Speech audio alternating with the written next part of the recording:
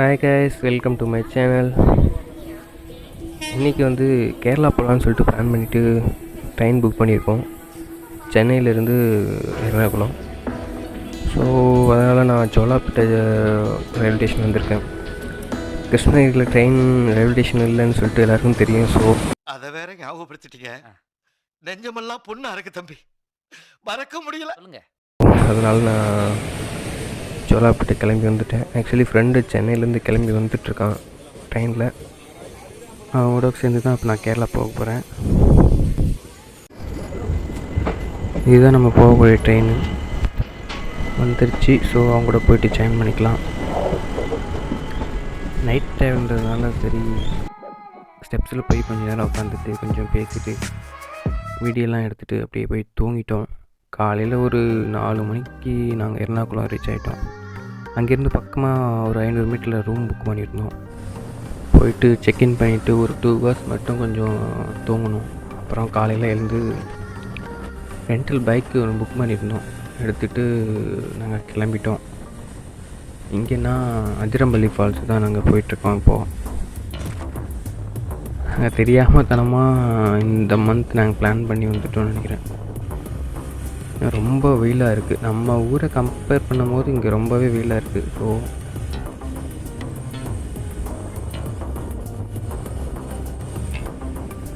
தெரியாமல் மாட்டிட்டோம் அப்படிங்கிற மாதிரி தான் நாங்கள் சரி பிப்ரவரி அந்தளவுக்கு நல்லா தான் இருக்கும் அப்படின்னு சொல்லிட்டு தான் நாங்கள் வந்தோம். ஆனால் பார்த்தா தான் தெரியுது வேறு மாதிரி இருக்குங்க கேரளா. இப்போ கிலோமீட்டர், அது இல்லாமல் டிஸ்டன்ஸ் ட்ராவலிங் 60 கிலோமீட்டர். நாங்கள் ரூம் எடுத்துருந்ததுக்கும் அதிரம்பள்ளி ஃபால்ஸுக்கும் 60+ கிலோமீட்டர் சம்திங் இருக்கும்.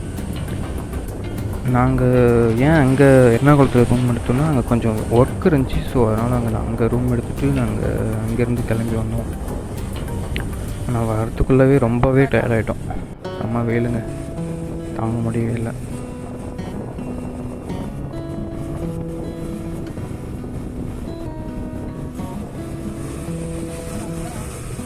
அப்படியே ஒரு வழியாக சேர்ந்துட்டுங்க ஃபால்ஸுக்கு.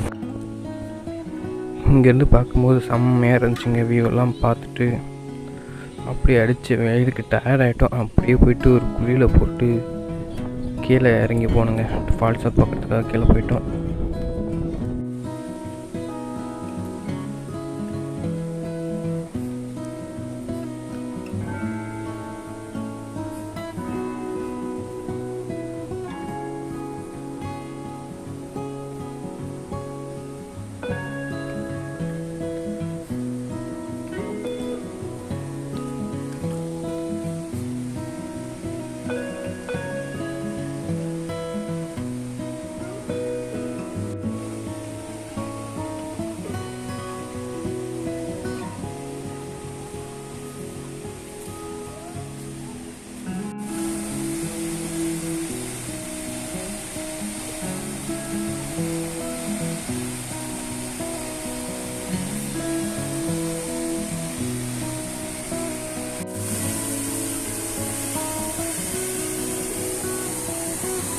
ஒரு அந்த மாதிரி இருக்காருமா, மைண்ட் ப்ளோயிங்.